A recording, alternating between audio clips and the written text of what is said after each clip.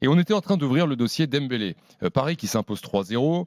Dembélé qui, bon, ce soir, sur un point de vue statistique, n'est pas dans cette finale, hein, puisque c'est Doué et Barcola qui sont buteurs et passeurs quasiment à chaque fois.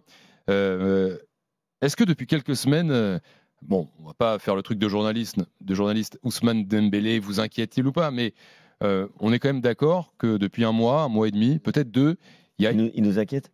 Non, mais c'est plus le Dembélé extraordinaire qu'on a eu de mi-décembre à mi-mars. Mais il est retombé dans une sorte de... Quel est le Ousmane Dembélé normal? Est-ce que c'est le mi-décembre à mi-mars ou est-ce que c'est celui qu'on a aujourd'hui, capable de faire d'excellentes choses et capable de rater la dernière touche comme ce soir pour marquer le 4e but et du coup laisser échapper le ballon?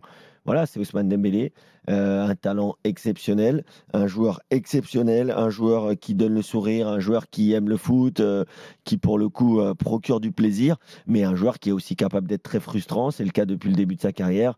Je pense que ce sera le cas jusqu'à la fin. C'est comme ça.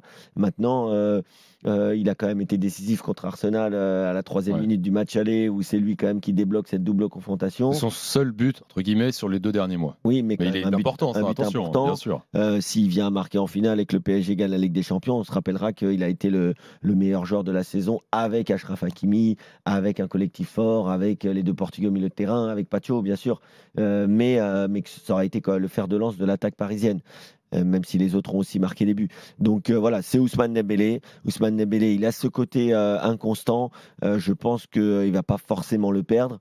Et on en parlera peut-être pas ce soir, mais quand on parle de Ousmane Dembélé, moi j'ai envie de parler de ce qu'il fait pour l'équipe, avec et sans le ballon, mais qu'on arrête de parler de stats individuelles ou de récompenses individuelles, parce que pour l'instant, pour moi en tout cas, sur une saison complète, il n'en est pas encore là.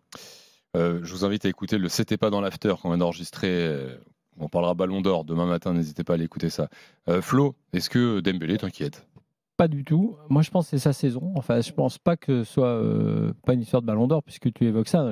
C'est sa saison avec le PSG. Il a marqué contre Arsenal, il a marqué contre Liverpool. En gros, on peut pas dire qu'il n'est pas là dans les grands matchs. Donc, ça, c'est sûr. Donc, je pense que dans sa tête, là, il est quand même totalement focus sur le 31 mai. C'est-à-dire que lui, il se dit, pour plein de raisons, individuelles et collectives, c'est le 31 mai. C'était pas le 24 mai. Je dis pas qu'il n'avait pas envie de marquer ce soir, et ça se voyait, il avait envie de marquer. Quand les autres ont marqué, il s'est dit, bon, maintenant, c'est à moi. Et je te dis, il a oublié Ramos. Donc là, c'est le petit côté péché mignon. Mais non, moi, je suis pas inquiet, parce que je pense qu'il n'y a pas grand-chose qui a changé. Il est en forme. Il a pu le ménager un tout petit peu, Luis Enrique. Il se blesse pas, effectivement. Et je te dis, c'est sa saison. Si c'est pas sa saison cette année, ce sera jamais. Alors, normalement, dans l'histoire normale de cette saison et de la finale qui arrive, dans les joueurs décisifs de cette finale, il devrait y avoir Dembélé. Et si d'ailleurs il n'est pas décisif, peut-être que bon, voilà, ce sera plus compliqué pour le PSG.